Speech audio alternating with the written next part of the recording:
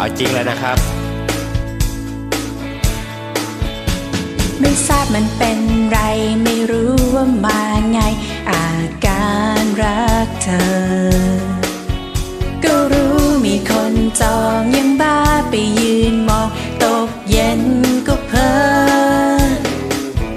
ยิ้มให้มาเจอกันแต่ทุกไปวันไม่กล้าขอเบอร์ก็รู้จะมีแฟนไม่ได้จะไปแทนที่คนของเธอไอ้คนมาที่หลังก็ต้องเศร้าต่อไป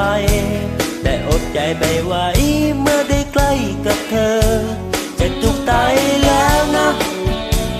รักนี้ไม่ได้หรอกเธอ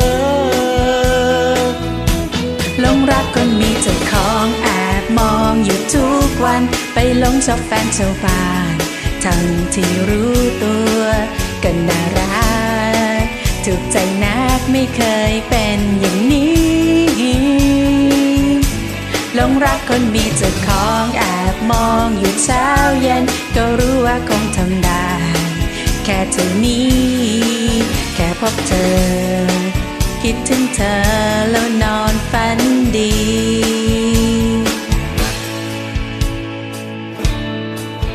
ไม่ได้จะเกเรไม่คิดจะโมเม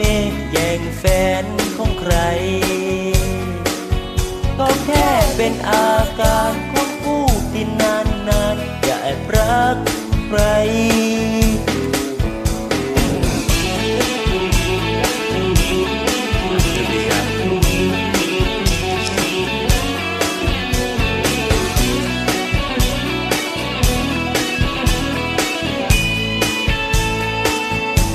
ไอ้คนมาที่หลังก็ต้องเศร้าต่อไปแต่อดใจไม่ไหวเมื่อได้ใกล้กับเธอจะจุกตายอยู่แล้วนะเธอรักนี้ไม่ได้บอกเธอหลงรักคนมีเจ้าของแอบมองอยู่ทุกวันเป็นโลกกับแฟนชาวบ้านทั้งที่รู้ตัวก็น่ารักแต่นักไม่เคยเป็นอย่างนี้หลงรักคนมีเจ้าของแอบมองอยู่เช้าเย็นก็รู้เป็นกันแต่ได้เหตุเท่านี้แค่พบเธอคิดถึงแล้วนอนฝันดีได้พบเธอได้คิดถึงเลยนอนฝันดีขอบคุณนะคะขอบใจคือกันเด้อ